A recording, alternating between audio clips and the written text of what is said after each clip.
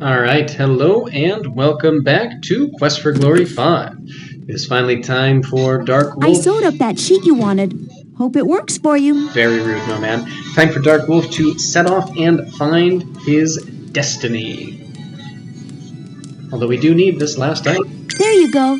Take care of yourself. I wouldn't want anything to happen to the sheet. Alright, let's sit down. We're going to have a bit of a surprise when we go outside. We'll let the anticipation build, though.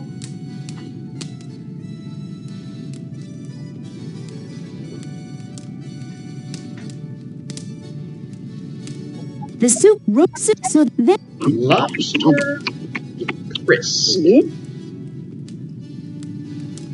Alright, once we are allowed to move, we will head out.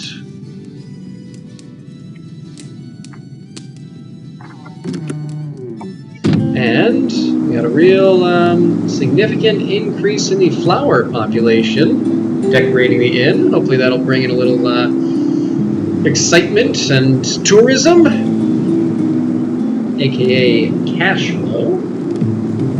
Alright, let's head off to Science Island.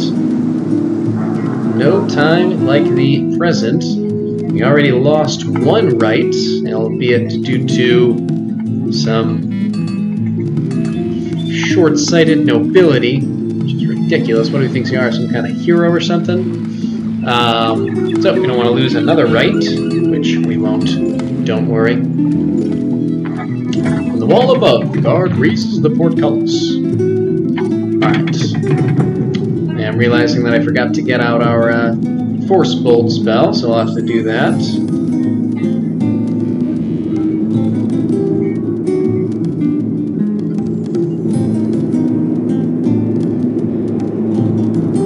Otherwise, we have everything we need. Oops.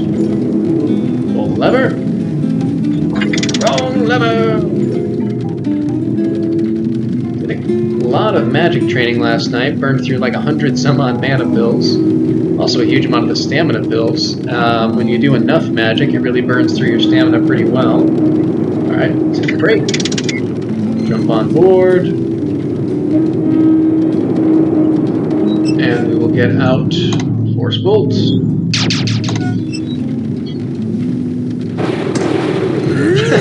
And we managed to hit ourselves with the ricochet. That's pretty impressive. Never done that before.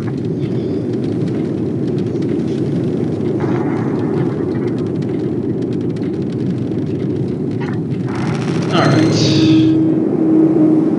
Now, I have no real intention of speaking to the good doctor, so we'll just run right past him once we actually go in. And climb up on this treadmill elevator and up onto the roof. Gort sort of motions at us, but doesn't really talk. And then there's a little control panel back here that's hiding on us. And I believe I've been doing well so far. This is 150 and closed. Run it. Careful.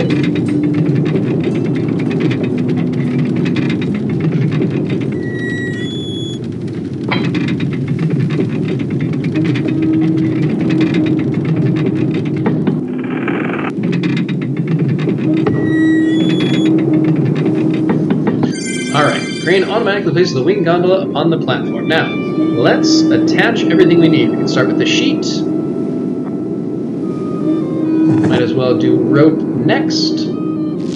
To sew the sheet onto the gondola, we will weatherproof it with the goo, smear the windproof goo on the attached sheet, and then attach our brassiere.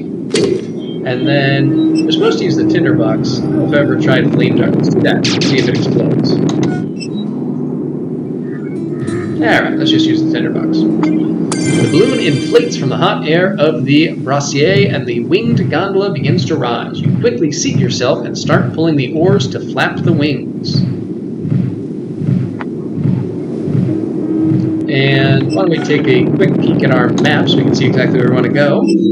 And that's Delos up here. So let's head in that direction. I'll make sure we have this. And this. We can stop and land anytime we want. You do want some Hippocrene water. That's what the famous adventurer was referring to when he was talking about something to sink into the roots of the Dryads and get them all jazzed and energized. I don't think that's how he phrased it, but that's what he was going for. If you forgot to get any or didn't get any, you can stop by the Pegasus on the way and get it right here. But otherwise, we're going to come down and land, and we're going to head over to the Dryads first. And we can look around their glade here. Now, everyone else, the other character types, kind of come through here just for the sake of watching the Dryads dance, but something's going to be a little bit more valuable for us as a magic user, and we'll see what that is.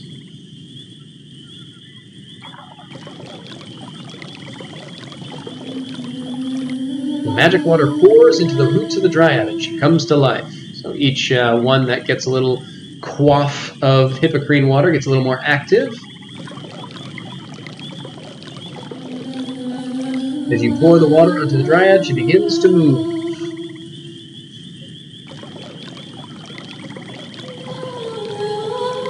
The Hippocrene water flows to the Dryad's root, and she awakens.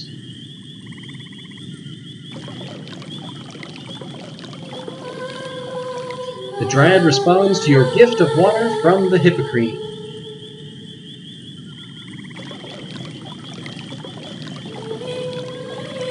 By the pouring of the Hippocrene water, the Dryad begins to sing. And finally... Oh wait, no, there's one more.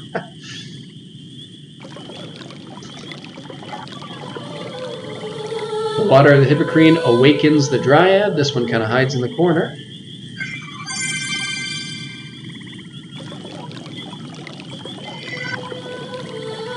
The Dryad awakens from the water of the Hippocrene stream. Let's get central here, see what happens. I'm not sure it matters where you stand, but I like to be in the center.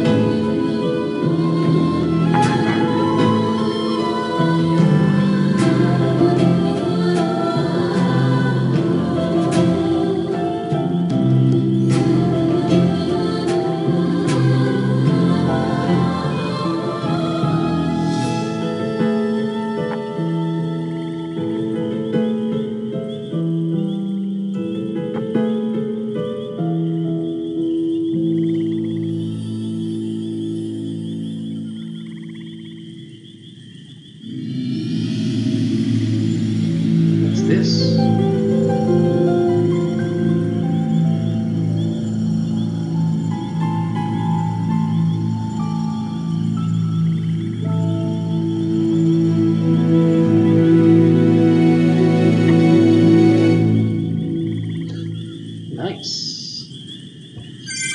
You pick up the magic wood.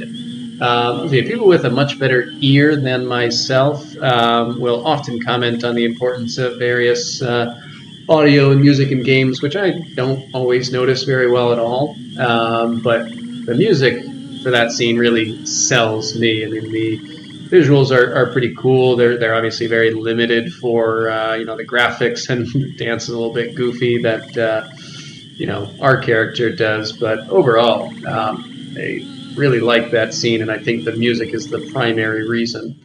Anyway, let's head up to see the Sybil. And we got to do a couple of things here. One, we need to be very, very careful and pick up this blossom. And you definitely do not want to click on the water, or you will be toast. You pick this beautiful black lotus flower. Its odor entrances you with its honeyed sweetness. The purple nectar glistens in the light like amethyst. You gently brush aside the dead bug that detracts from the black lotus bloom's allure. I really wish that was left off. It kind of takes away from it, in my opinion. I don't know. We also need to make sure we read this, the writing on this plaque, pillar, I don't know. You read the message. Paean unto Hades, all waters that flow in the earth flow to Hades. Alas, all life soon flows there too. Where those waters flow, a gate will open. Alas, too soon it opens for you. When death is near, then pour the waters. Alas, they flow to Hades' shore. Where darkness awaits at the river's end. Alas, this lament shall open the door. Sing unto Hades this sad sorrow's song. Alas, all life is quickly past, and the gates of Hades shall open before you. Alas, this song shall be your last. Alright, now, let's take a drachma and offer a golden offering to the Sybil, as recommended by the famous adventurer. You drop a drachma into the depths of the fountain. It sinks slowly to the bottom, which looks so near. Welcome, wizard, master of magic. I am the Sybil, who sees what is to come. Hear now the future that fate brings you. Your way is darkened with blood and death. The first death you soon face is death itself. Embrace it or not, death shall drag you to its depths. Go willingly, and you will gain. The next death you face is one whose fate crosses yours. That which he cannot own, he will destroy. He will seek victory, even in his defeat. 7 deaths, and the dragon grows restless in dreamless sleep. 4 posts that pinned it to darkness have been broken in blood. 3 more shall be shattered with death. The last death shall awaken the dragon fully. New awakened, the dragon is weak. Each feel of fear and pain feeds it. Fix first the pillar, or it shall fly free. Death brought the dragon to life. Only death shall defeat it. One must give up life willingly before the dragon can die. Without sacrifice, the dragon is deathless. Your way is marked with death. Face it gladly, and your way is marked with glory. That is the fate that awaits you.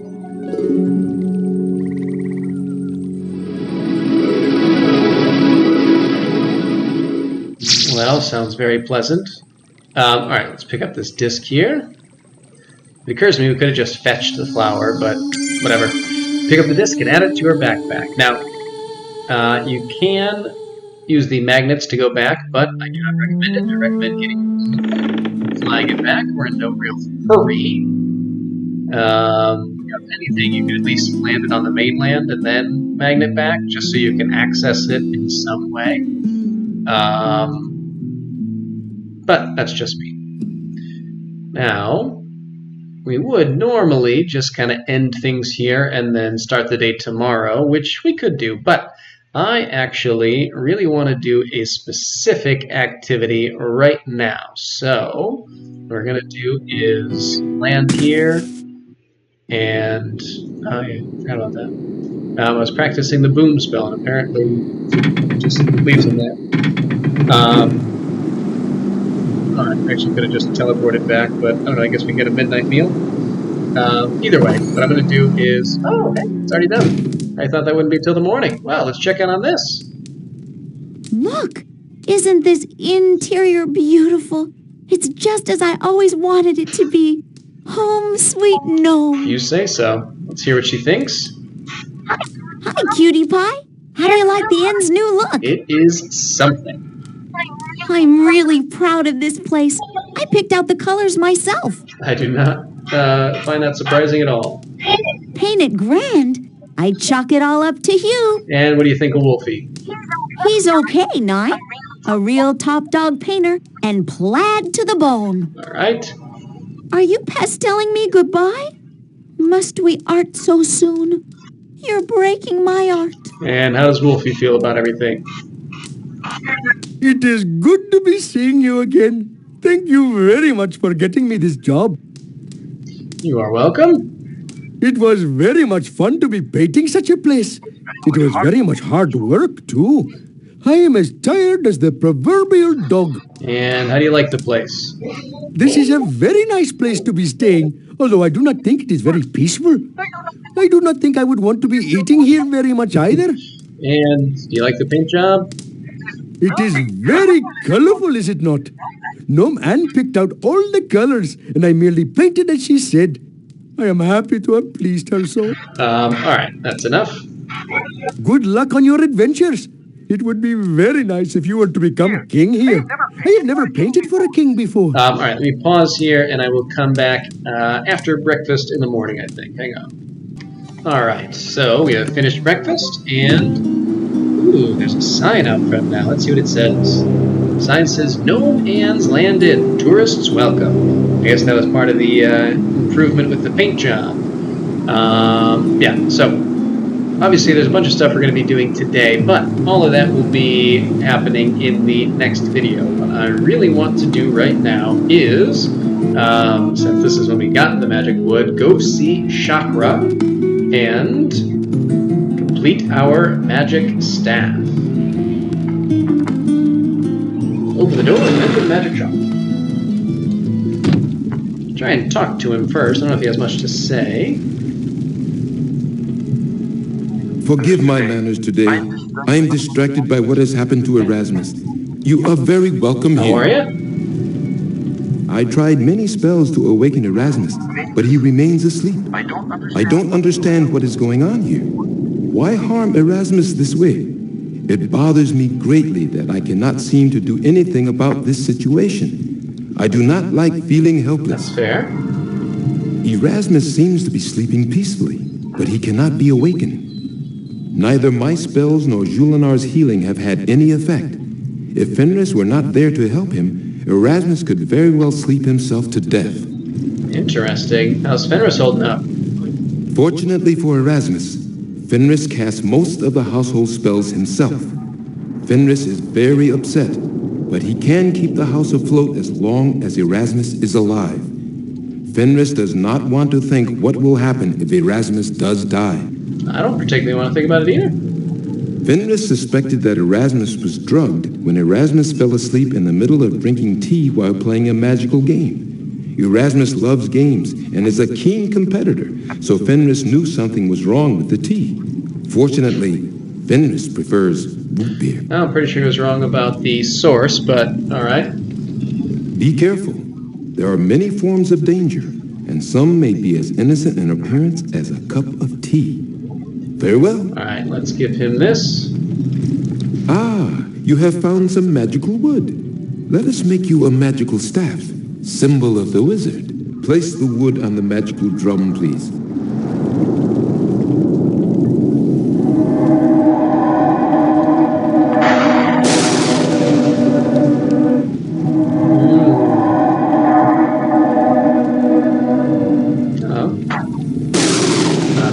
With our spells, I guess. Now, summon your new staff. Your magic staff appears in your hand. You may now draw upon its stored energy as well as your own. Cool. All right. So, with that, I think we will end things now. When we come back, like I said, we will complete the Rite of Destiny, and then we will see where to go from there. But until then, see ya.